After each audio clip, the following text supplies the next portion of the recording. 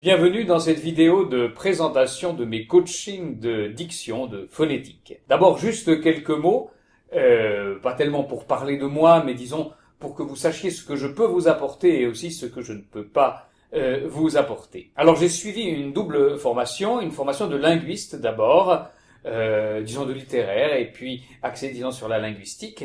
J'ai étudié puis enseigné dans le cadre du département des sciences de l'Antiquité de l'Université de Genève.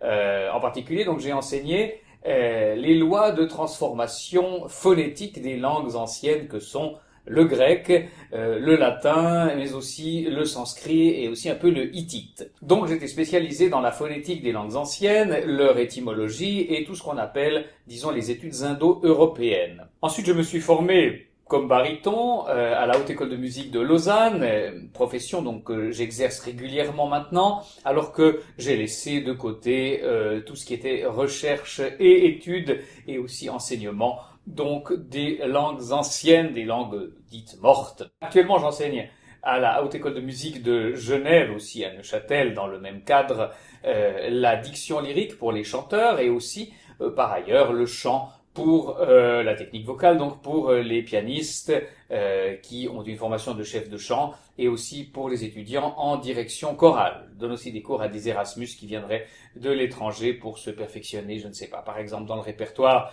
français. Mais cela ne rentre pas directement dans le cadre de cette présentation où il est question de phonétique et donc de diction. Lyrique ou pas d'ailleurs. J'ai donc fini par réunir mes deux formations, c'est-à-dire celle de chanteur et celle de linguiste, et donc j'ai mis au point un certain nombre de polycopiés, un par langue, que je pourrais publier mais qui ne sont pas publiés pour le moment, mais auxquels vous avez accès dans le cadre évidemment de ces coachings, qui résument donc les règles principales de diction et de prononciation pour chacune des langues qui nous concernent, donc pour le français, pour l'italien, pour l'allemand et pour l'anglais. Cela me permet d'aborder brièvement ce que je ne peux pas vous apporter. Je ne suis pas quelqu'un qui est compétent dans les langues que je viens d'énoncer, aussi bien qu'un traducteur de l'ONU ou quelqu'un qui aurait passé sa vie dans les aéroports. Je peux vous, en revanche, vous fournir toutes les règles de prononciation et tous les trucs aussi pour se faire entendre, pour projeter la voix,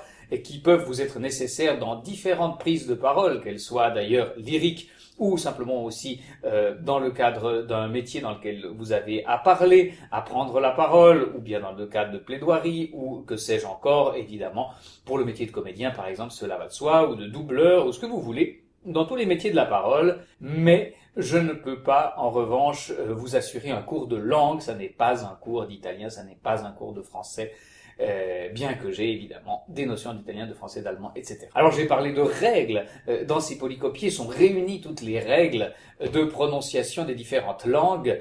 Eh bien, c'est un aspect qui n'est pas très à la mode.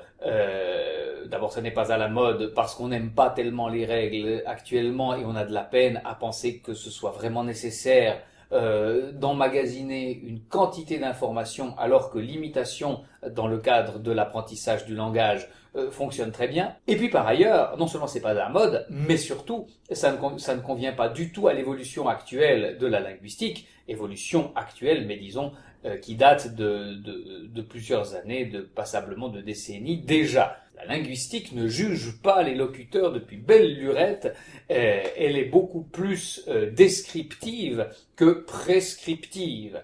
Elle ne dit pas ce qu'il faut dire, elle dit ce que les gens disent. Elle constate que dans tel endroit on prononce de telle ou telle manière et pas dans tel autre endroit, ou qu'on utilise tel ou tel mot à tel endroit et pas dans tel autre. Donc il n'y a pas de jugement de valeur, et alors là on est très très loin, permettez-moi la parenthèse, du monde lyrique qui est passablement fondé sur des jugements de valeur qui peuvent paraître par moments péremptoires, surannés aussi, dépasser tout ce que l'on voudra. Et donc on verra que cette vision que je vous donne un peu de manière caricaturale, avec un tout petit peu en noir et blanc, cette vision-là, on peut facilement l'affiner et la rendre beaucoup plus intéressante, notamment à l'épreuve, je dirais, des partitions que vous avez à chanter ou des choses que vous avez à dire, aussi si le texte est populaire, ou si le texte est amusant, ou si au contraire le texte est très dramatique. Donc il y a énormément de variations qui sont, elles, passionnantes une fois qu'on connaît les règles, ou bien une fois qu'on sait où trouver les règles, ce qui est finalement le point le plus important. Prenons un tout petit exemple rapide.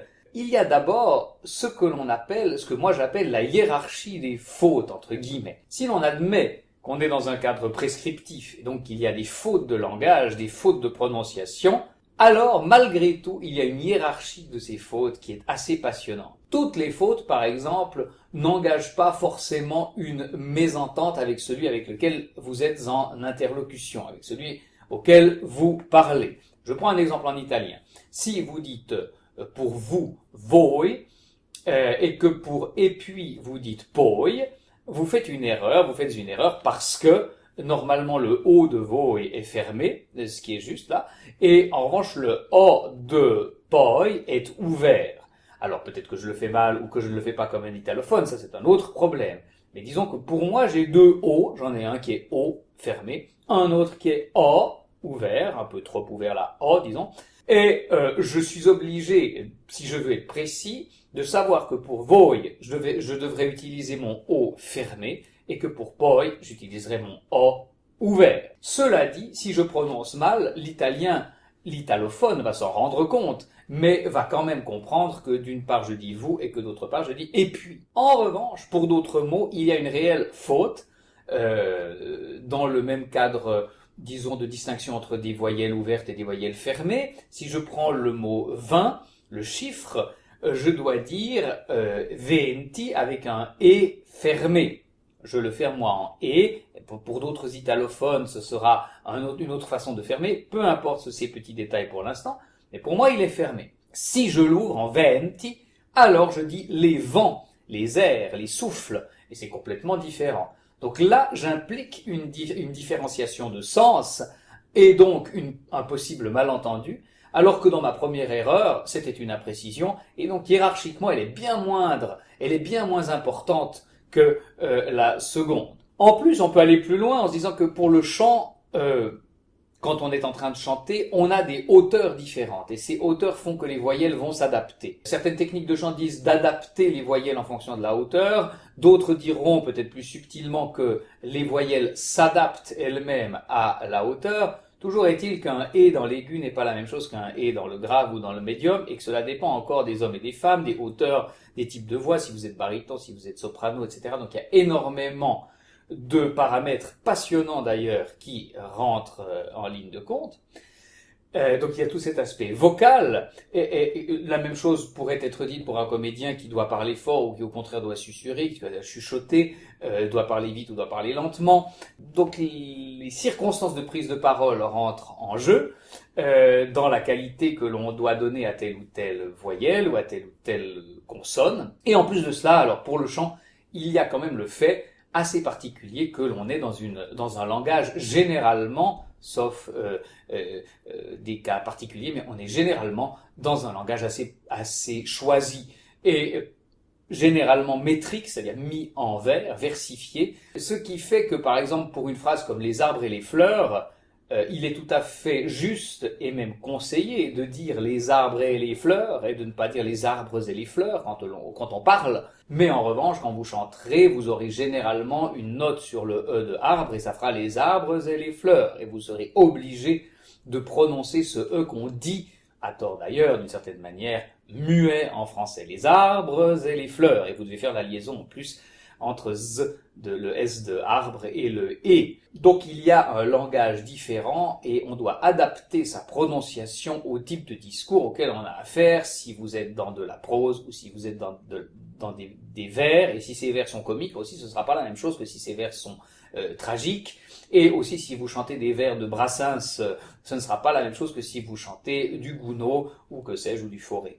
Donc il y a énormément de cas particuliers et ça c'est passionnant et ça n'est pas péremptoire. Là il y a tout un jeu possible et un espace à la recherche et à l'essai, à l'expérimentation qui est passionnant. Cela dit, on peut prononcer avec le plus grand respect de toutes les règles tous les mots que l'on prononce cela reste lettre morte si l'on n'est pas vraiment entendu. Alors là, je ne parle pas même des décibels, du fait que la voix soit forte ou pas, mais je parle vraiment de projection. Il faut que le texte passe à l'auditoire, et il passe forcément d'une manière assez différente si je me trouve en face de vous, ou alors si je m'adresse à une grande salle de 800 personnes ou plus, et si je parle avec micro, ou si je parle sans micro, si j'enregistre avec micro, avec la perte parfois des consonnes, il faut faire attention à certaines choses, le micro ne prend pas tout, enfin il y a énormément d'expérimentations possibles, et là aussi de nouveau, beaucoup de champs d'expérimentation qui sont très intéressants. Une chose que je trouve très importante, c'est que parfois la langue vous fournit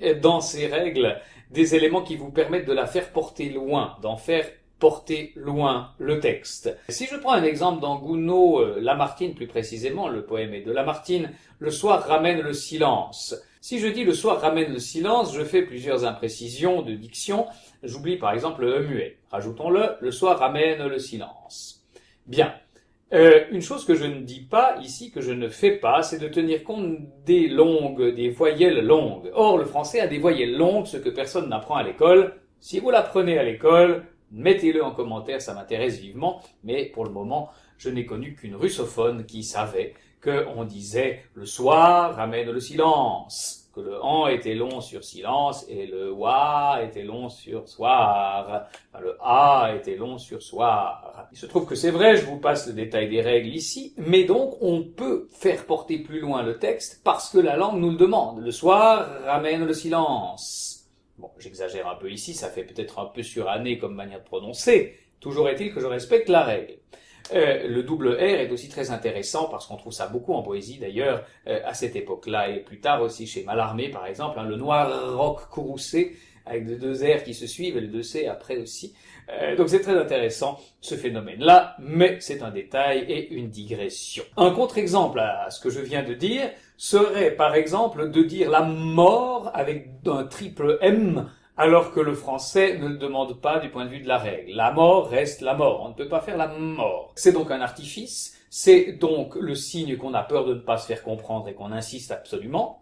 Et puis on peut dire que c'est une emphase expressive, mais à ce moment-là, on hache complètement, on segmente complètement le texte, et puis on dit toujours qu'on fait des emphases expressives, ce qui a été une tendance dans l'opéra français en particulier.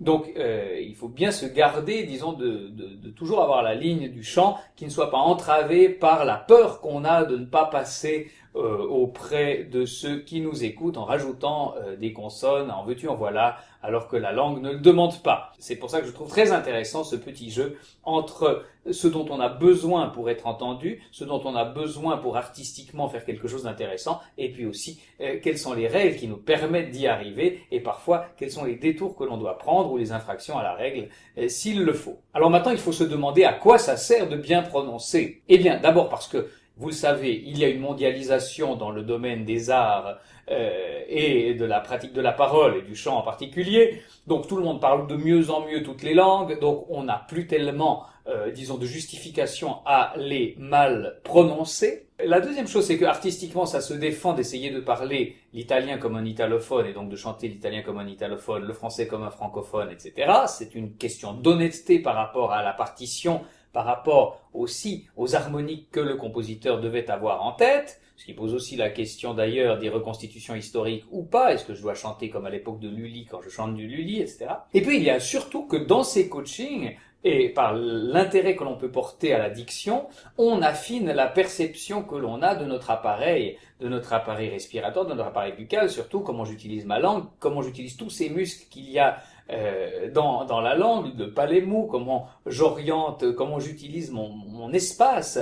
Et cet affinement-là vous permet aussi, sans même qu'on en parle, de trouver une souplesse technique plus grande, parce que vous savez exactement à quel endroit telle ou telle chose se fait à l'intérieur de vous, et c'est beaucoup plus intéressant. Ça permet aussi de répondre aux exigences éventuellement des chefs ou de ceux qui vous dirigent. Peu importe, ça contribue à un grand affinement de l'écoute et aussi de la projection et donc de votre manière de parler et de vous faire comprendre. J'espère en ces quelques minutes vous avoir montré comment on peut passer d'un esprit un peu austère avec toutes ces règles à quelque chose de plus passionnant, de plus ouvert aussi sur l'extérieur, de plus curieux. Et je terminerai avec ce dernier mot qui me paraît important, qui est celui d'autonomie. Il est très important, même si je me présente comme coach, il est très important que le but ce soit que chaque participant, chaque étudiant, chaque personne qui a envie de travailler l'addiction, eh bien, soit autonome et sache où chercher les informations qu'il a envie